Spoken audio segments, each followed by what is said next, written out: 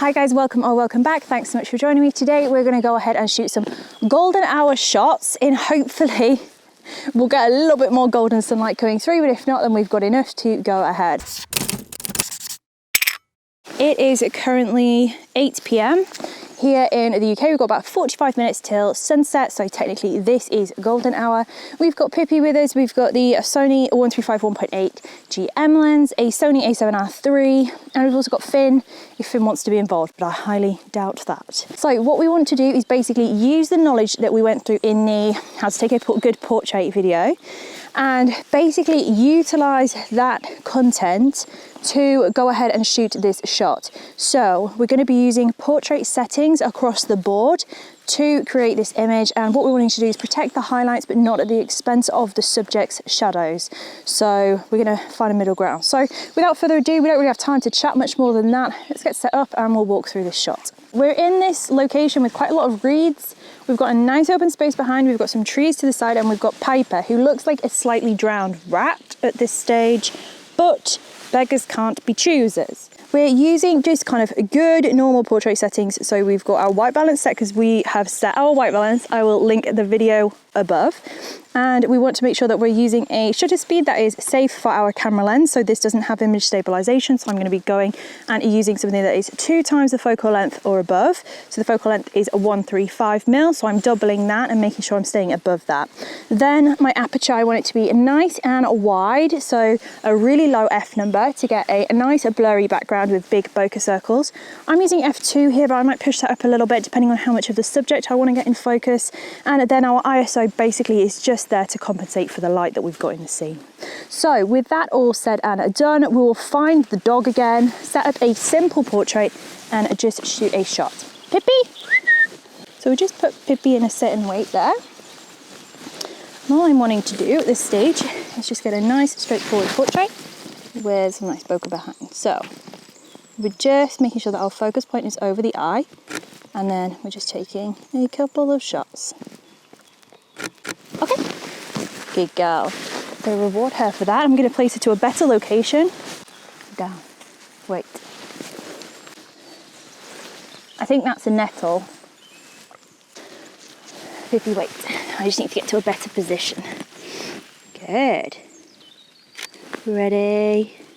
So making sure that we're using that bokeh really nicely to frame the image. Okay, good girl. Ready? Where's Ball? Where's Ball? Where's Ball? Beautiful.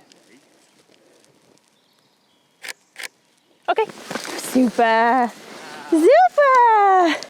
Oh, that's beautiful, Pippi. We've got a super bright patch at the top because of obviously the bokeh and backlight. Now I've not refocused yet, so this gives me a perfect opportunity to go ahead and just ramp my shutter speed up or drop my ISO right down. I'm gonna go with the ISO and then just recompose to about where we were. And I'm just gonna push it so I can see all of the detail in that sky, like that. And I'm just gonna take a couple of images just of that. I'm going to go back a bit,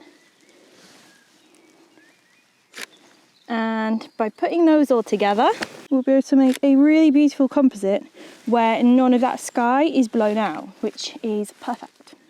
Your other option when doing something like this is to actually use what's called bracketing, which is something landscape photographers tend to use really regularly. And what that does is basically your camera takes multiple exposures, either half a stop over or half a stop under, or a stop over, a stop under, etc., so that you can end up with kind of the same image but at 3 different exposures.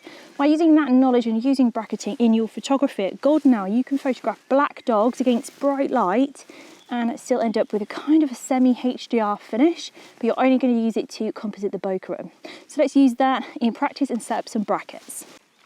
Okay, so what we want to do is go into our settings, and you want to go ahead and find the bracket settings. So it'll be different on every single camera and every single camera body. I'm going to go into bracket settings. I'm not going to have a self timer on, and I want the bracket order to be normal exposure, underexposed, and then overexposed. So with that in mind, all I then need to do is make sure that I'm set to bracketing. I'm going to go for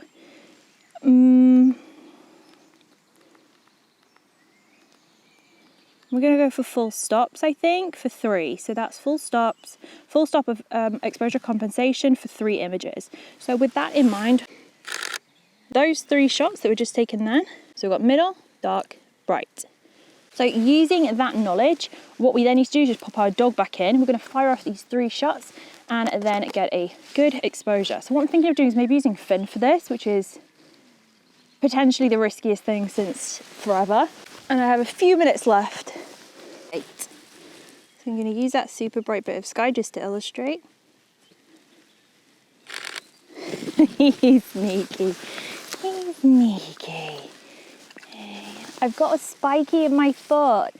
Right, this might be a 2-man job, but we'll see. Finn?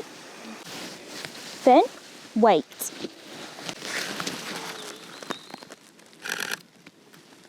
Okay. Good. Wow.